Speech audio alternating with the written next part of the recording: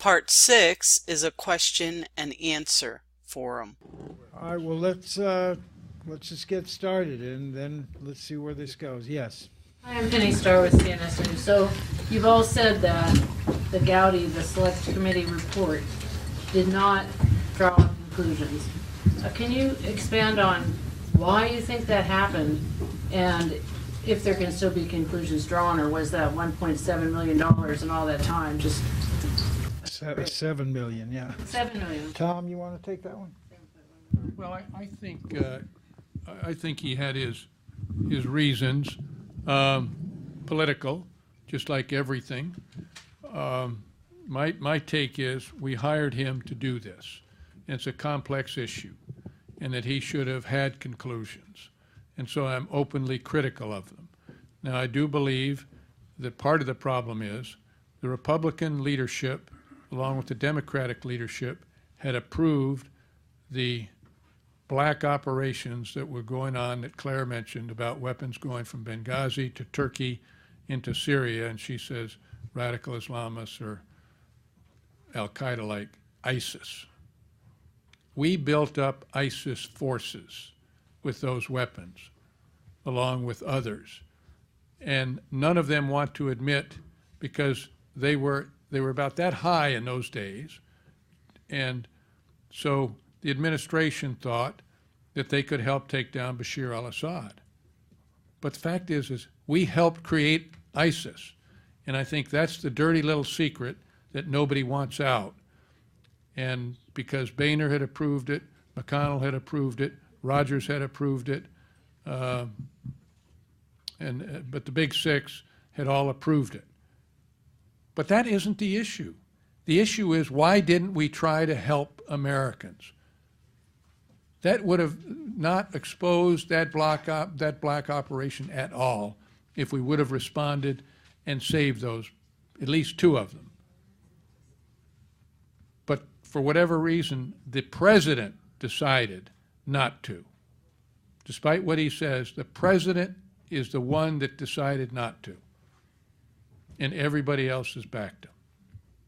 And as Ace said, this is not the America that we know. Claire? Anyone else? You want to I'll add? leave it at that. Okay, next. Yes, sir. John Malloy, Chair, National Vietnam and Gulf War Veterans Coalition. I have a couple of different questions. One is, every time I hear Mike Rogers with something to think about, I was made aware that his wife was responsible for the security at the Benghazi mission, and he, as head of the Intelligence Committee, has been given cover and consequently resigned. So I suspect that he's complicit also in this cover-up. Let me give Claire to take that, and why don't you talk about a little the security Sure. at the You're special referring, I'm sure, to the Aegis company, the parent company, Aegis LLC, headquartered in London.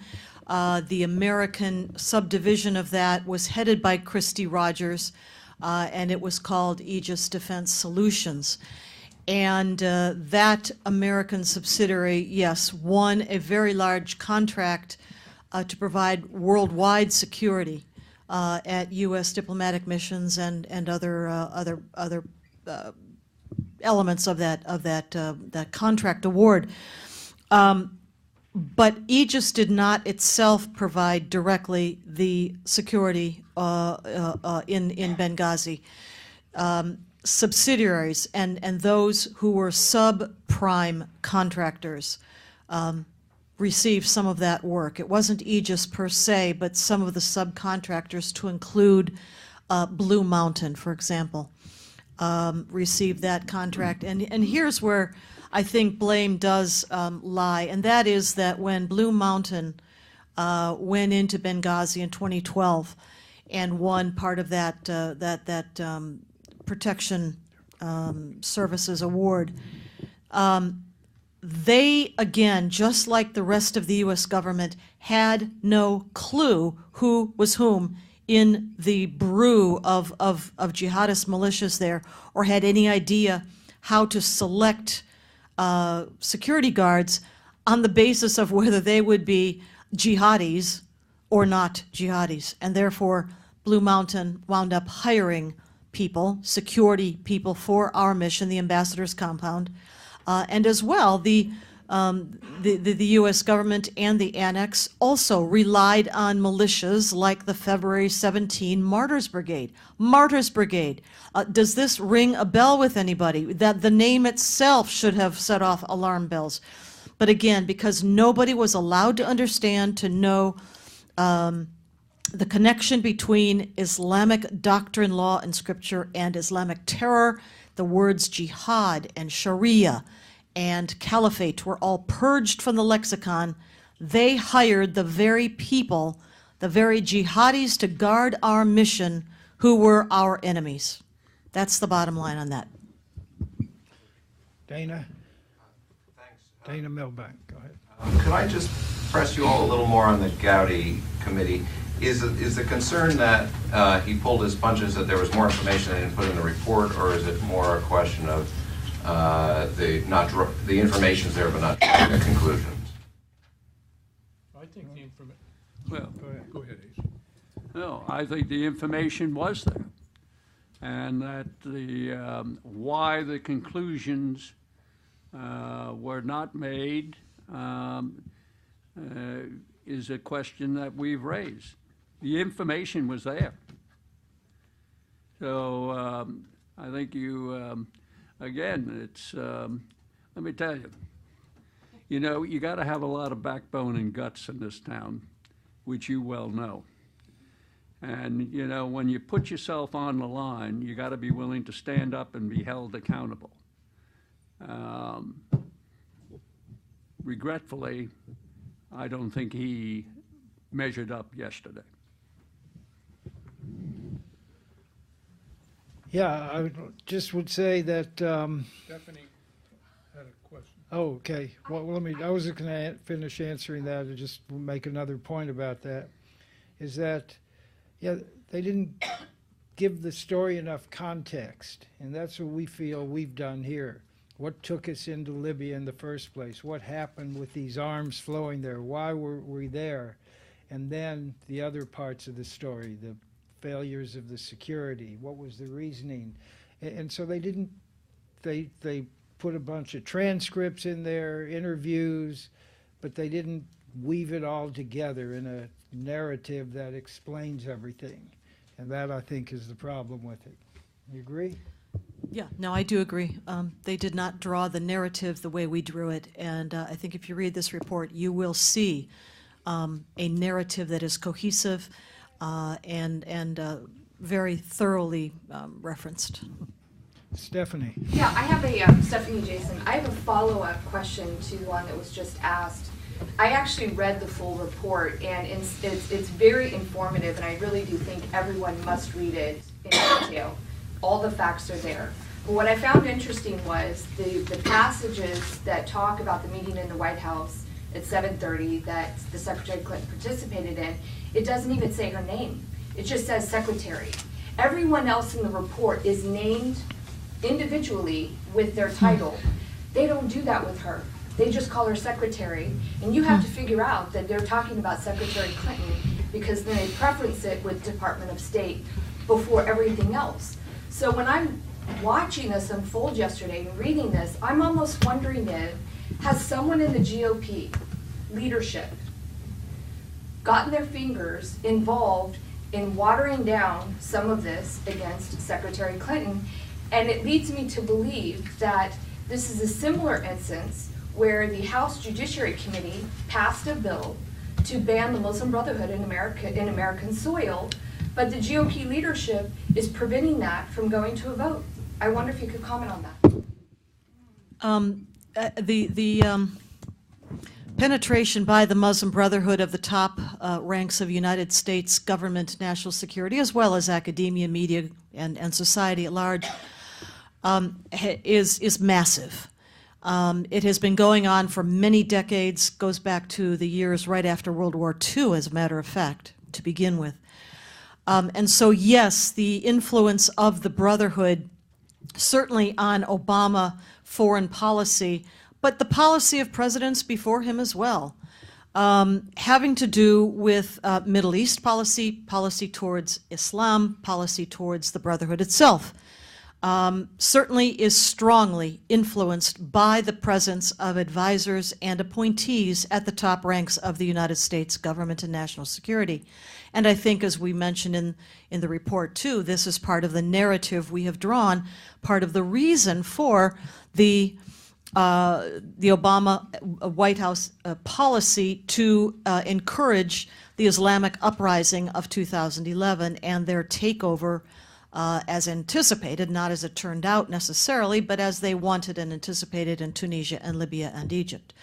As far as that bill that is in Congress, it is sponsored by Senator Ted Cruz, if I'm not mistaken, and it is a sense of the Senate kind of a resolution to urge the designation of the Muslim Brotherhood as a foreign terrorist organization. It does, as you say, languish.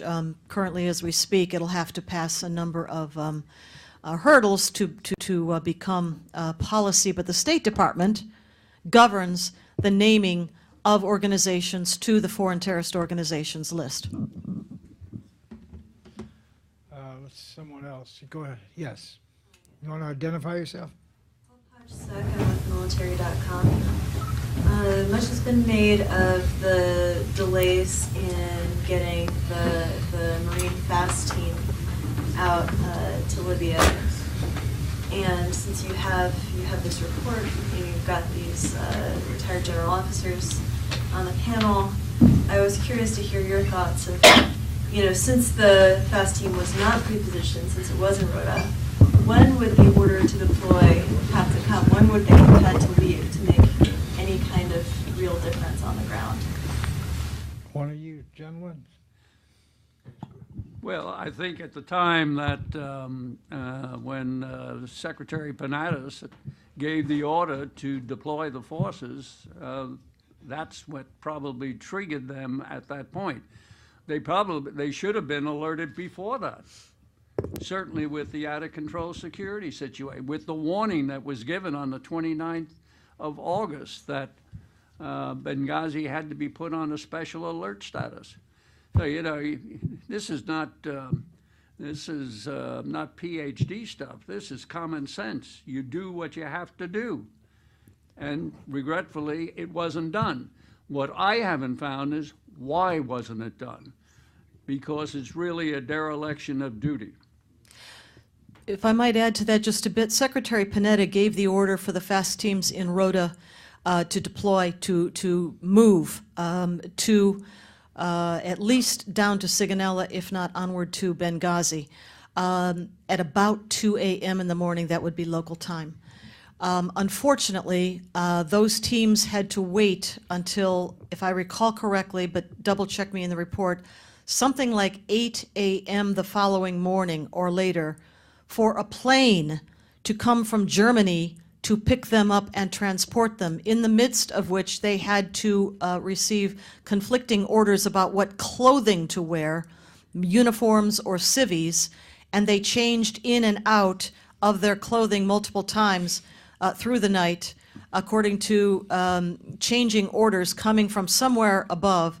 But in any case, the plane that they needed to take them anywhere never got to them until the following morning, by which time everything was over, and in the end they wound up traveling to Tripoli rather than Benghazi. Well, there were two teams. One was supposed to go to Tripoli and the other one was supposed to go to Benghazi. The one to Benghazi got canceled. And of course, you have to ask why. They should have went in there, secured the facility, and so like all the CNN reporters and everybody else went in there and found Ambassador Stevens' memo and so forth, and it took the FBI another 3.5 weeks to get there. Come on.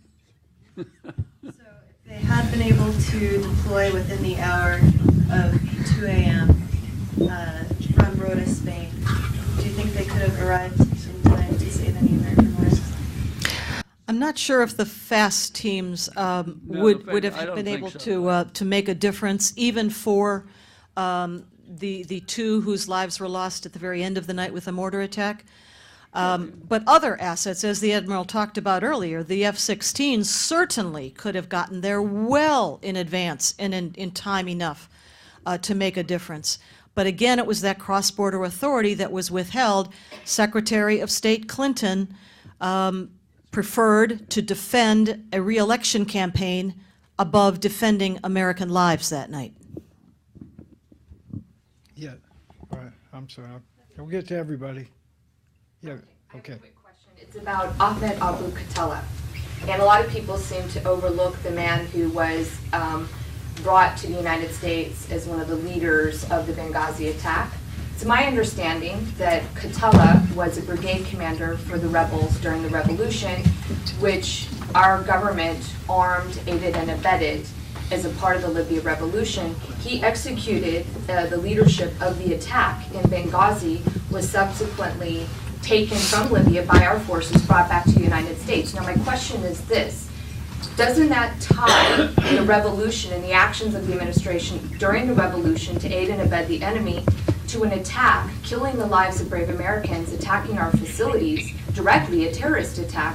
And furthermore, he was abducted by our forces back in 2014. Why hasn't he gone to trial? He will not go to trial until September 2017, conveniently after the election. What is going on? Yeah, Abu Khatala, just as you say, Stefan, exactly, was the commander of a smallish jihadist militia that fought against the regime of Muammar Gaddafi in 2011. By 2012, his group, like other militias, had folded into the newly created umbrella group of Ansar al-Sharia, which before 2012 had not been established in Libya. So now his militia is part of that bigger group, Ansar al-Sharia, including many other jihadi groups across Libya. And so, yes, I don't know if any of the aid that the United States or NATO permitted through the barricades, the blockade in 2011, if any of those weapons, most of which came from Qatar, actually supplied Abu Khatala's militia or not. We don't know that information. But certainly Gaddafi would never have been overthrown if the Western powers hadn't intervened. So now he's part of Ansar al-Sharia in 2012. He did not apparently play a large role in the attack on our mission in September 2012, but he has been placed at the scene, and yes, he was picked up and brought to the States ostensibly for trial. Andy McCarthy, the brilliant former Department of Justice prosecutor in the Blind Sheikh case back in 1995, has written about this and many other things. By the way, he testified brilliantly yesterday on Capitol Hill at Senator Ted Cruz's committee hearing on Islam and Jihad. But Andy has written about this very case, and here's an interesting point. If indeed the attack on our mission in Benghazi was due to some video and mobs that were protesting and got out of control, well then how can you possibly prosecute a guy, charge him, indict him, prosecute him like Abu Khatala for being a mastermind of a terror attack on our mission at the same time? It just doesn't compute. So I can understand the U.S. government prosecution might be in something of disarray. Cliff. I have a two-pronged question. The refrain we hear from the media is, oh, there's nothing new here, nothing new in the Gowdy report. Is there anything new here? And moreover, is the Obama administration policy of supporting jihadists or terrorists in the Middle East continuing? We just saw this explosion and attack in Turkey. We know the administration is openly acknowledging sending arms to an affiliate of the PKK, a notorious terrorist group that has been bombing Turkey and killing thousands of people for years. What about that policy? Have they not learned anything? Or is it just continuing because we don't learn the lessons and don't refer to these people in charge as what they are? And finally, the uncle of Sean Smith on Fox News this morning was asked point blank. He said, this report you have is much better than the Gowdy report, but he got to the nub of it, going way beyond what you've said. He says Clinton and Obama are criminals.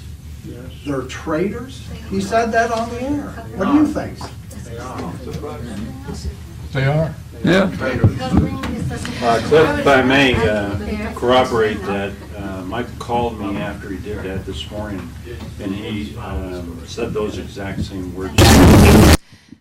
You know, Cliff, the policy as we define it, and again, I do think this is the value of this report, that we weave together, we connect the dots, and we tell the narrative and why it happened, not just a sequence of date and time and events, but why it happened, and why it happened gets to your question. The policy of the Obama administration and the Hillary Clinton State Department was to support, enable, aid, and abet Islamic jihadis, in particular the Muslim Brotherhood, both domestically and abroad. Yes, that policy continues. And so the events in Libya are a part of that, a critical part, and one of those places where American lives were lost because of that policy. And because, again, the priority of defending a president's re-election campaign took priority over defending the lives of American citizens in danger. What about, can I ask you though to comment, you were in the CIA.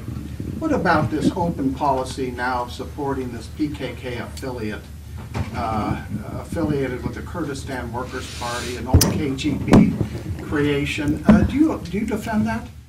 I don't speak for the CIA, and I had nothing to do with the Middle East when I was serving in any case, but you're referring to the hodgepodge, really, of different militia groups over in the Middle East battle space right now.